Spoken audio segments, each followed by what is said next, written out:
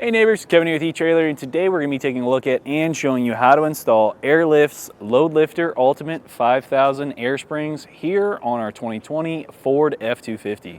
So if you're like our neighbor today and you plan on hauling multiple trailers, or you're just really hauling some heavy equipment, like our neighbor today, they have a truck with a puck system, so we know he's going to be hauling a lot of different things, whether it's his fifth wheel or he's going to be hauling a gooseneck trailer or something like that.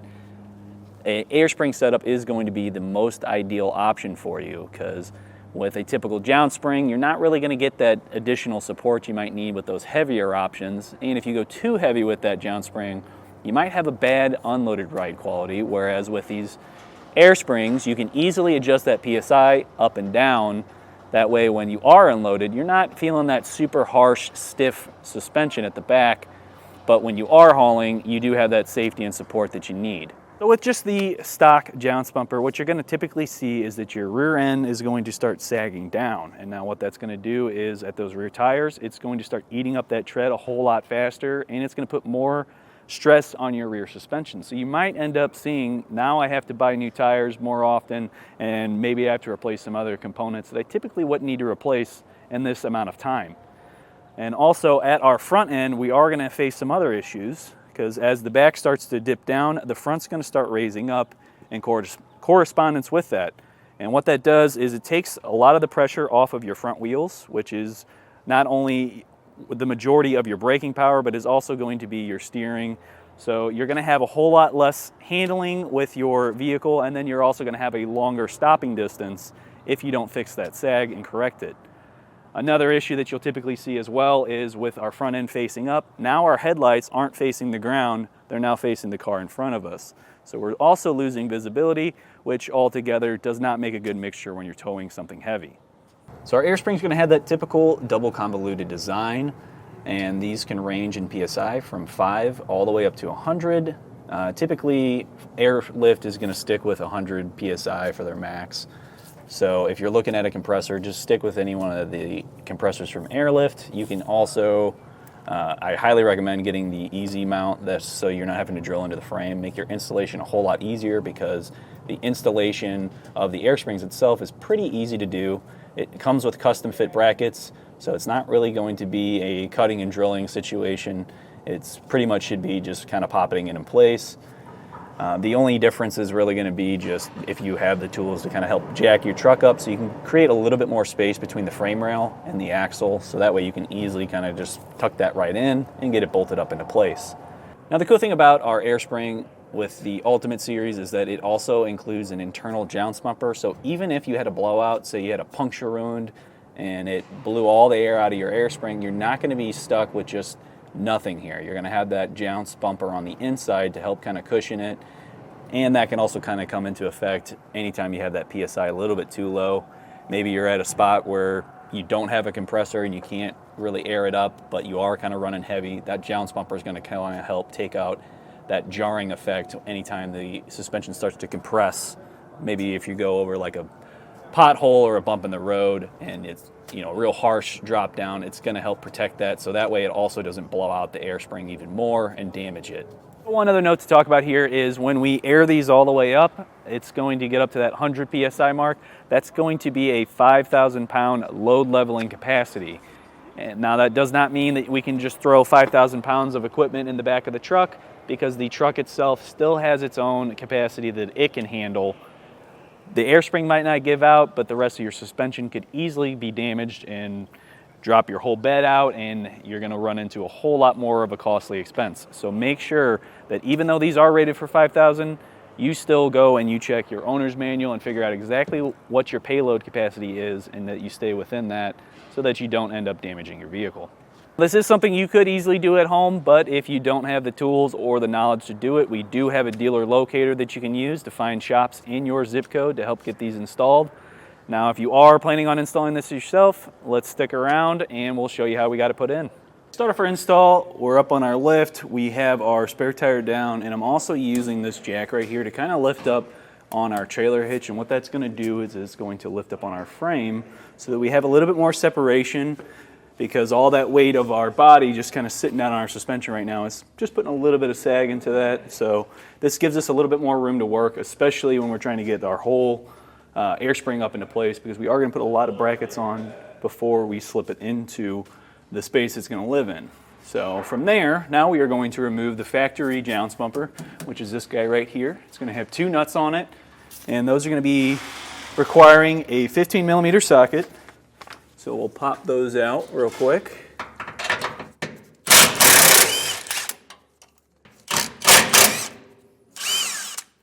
And then we're going to have these bolts here that just pop out once you stick a flathead in there.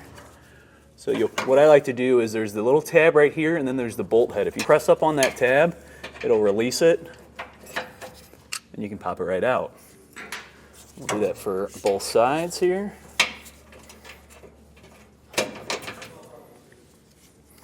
And then in your kit, you're going to have a similar set of retainer clips.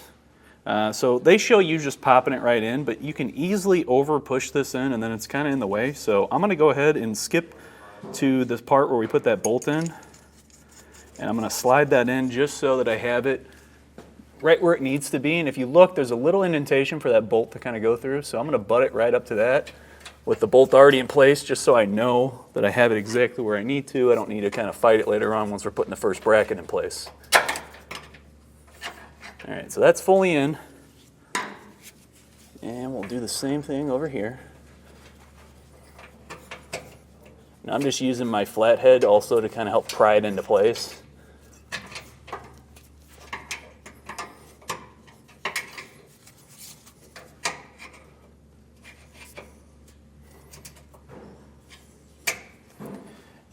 And once we have it right where we need it, we can then unscrew those 2 bolts, and we'll grab our next bracket.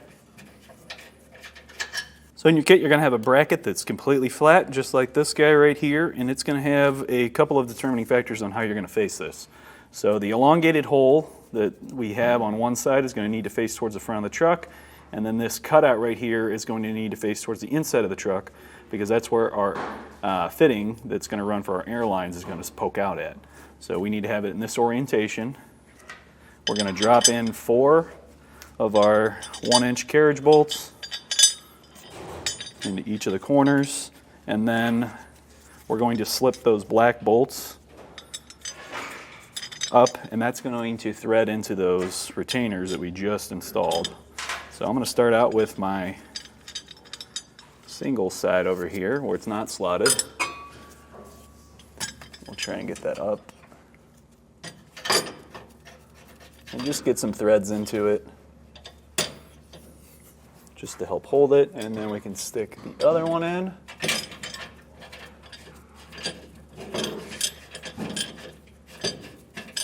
And we'll just keep snugging them down.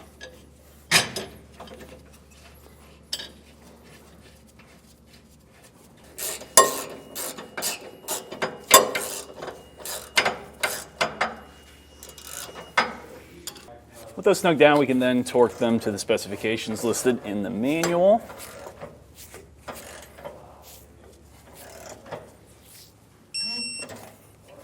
Now we're going to assemble our air springs. So we'll take a bellow, and on one side you'll have 3 ports, and then on the other side you're going to have 2. That 2 is going to be facing down, and the 3-sided one is going to be facing up.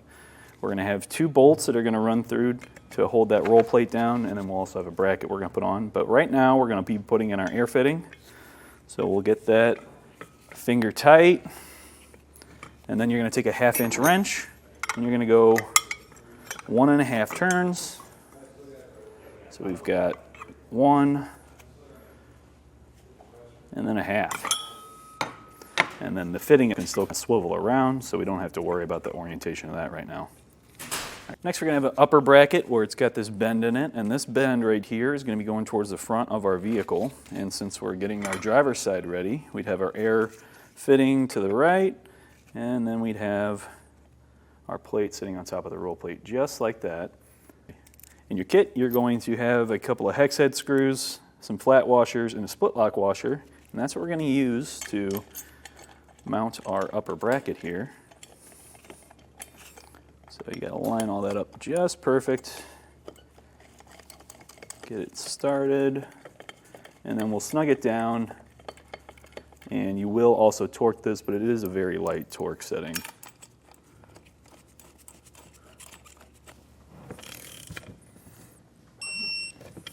Take our roll plate, and the same thing, we'll pop that right on there so that our holes are lined up. And then we're going to take our lower bracket right here, which has these vertical brackets coming down, and we are going to drop in our long carriage bolts. And if you look on this side, there's an indentation for the bolts that we're going to use to pop that in. So with that set up on our air spring, we can put those in with the little black hex bolt.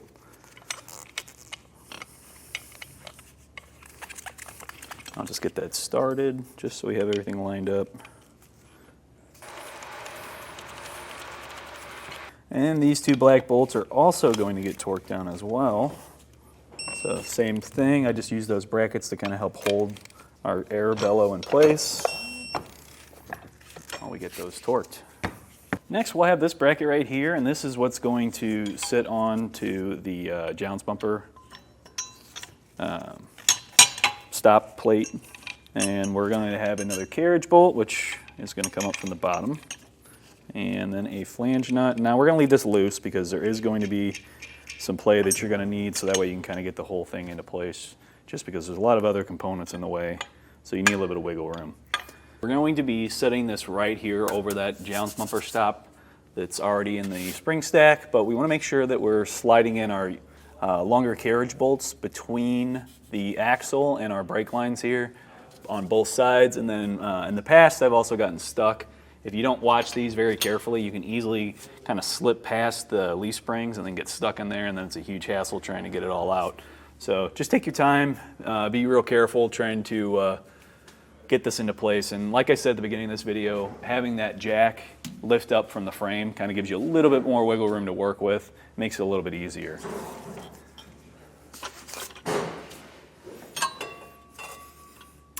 Probably going to have to come from the front.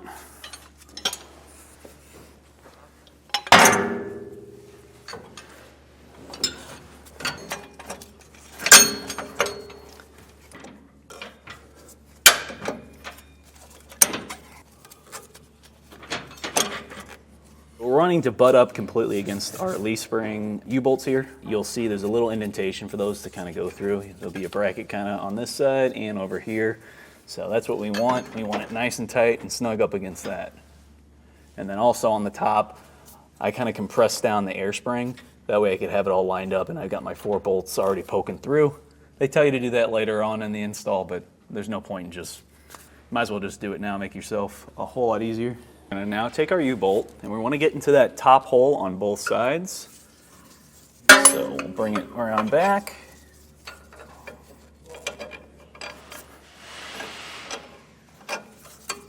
Pop it through.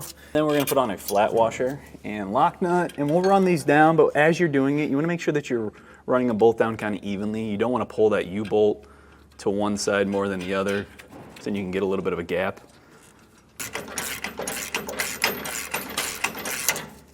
Now we aren't torquing this. This is just going to be snugging it up until it's nice and tight by just your hand. Take our serrated flange nuts and we'll add those onto those 4 bolts that mount between our 2 upper brackets. I'm just going to get these started, and then we'll tighten them down and torque them as well.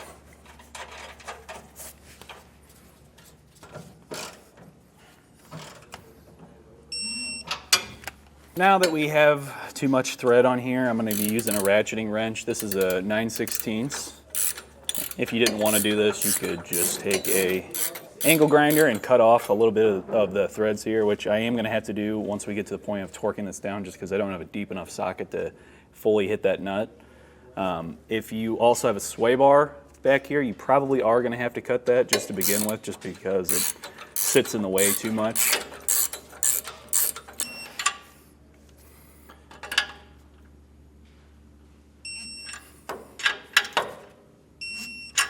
With these torqued, now we'll come back and we'll do our U-bolt nuts, and we'll torque those down as well.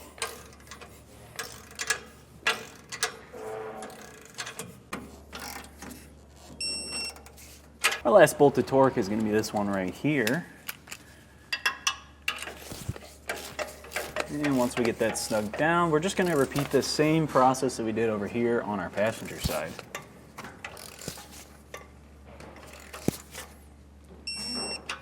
Now normally the next step would be to run our air lines from our air springs back to a spot on our rear bumper so that we can have our Schrader valves and fill those up, deflate them, whatever we need to do.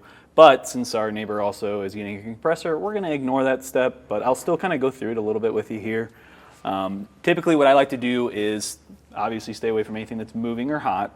I like to try and follow any kind of wire harnesses we already have in place. So on this driver's side, with us already having this big harness that looks like it runs back to our 7-way, I'd honestly probably just follow that and run that all the way to the back. And then on our passenger side, if you come up over the frame rail, that'll get you away from the exhaust behind our heat shield here.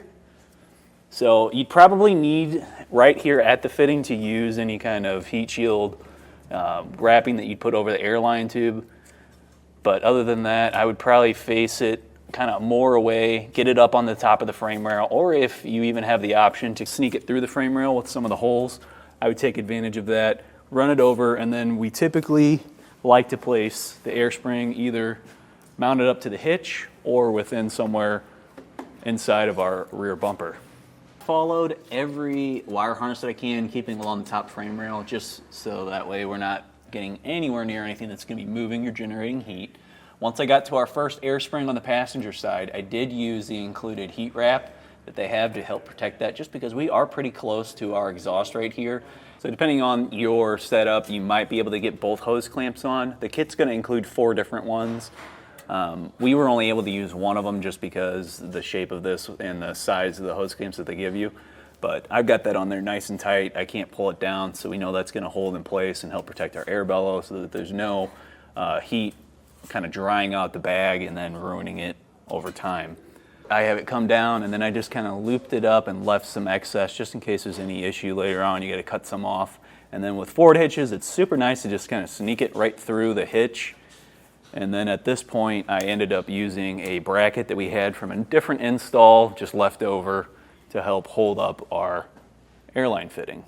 For a leak test, we're just going to use some soapy water, and we're going to spray every single connection point that we have with these airlines. So all of our T's, our air spring connection at the actual air spring, and then also at our compressor as well. So just give it a good spray.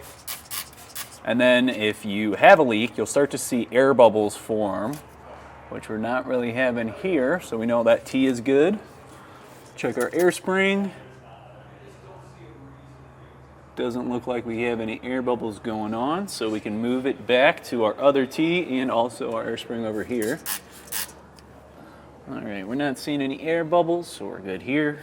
Well, that'll do it for today's look at and installation of the Airlift Wireless One air spring compressor here on our 2020 Ford F-250. My name's Kevin, and if this video wasn't helpful to you, or you still have questions about what's going to be the right compressor for your air spring setup, please feel free to reach out to us via our Ask the Experts link, a comment on this video, or a phone call to our customer service department, and we'd be happy to help you out.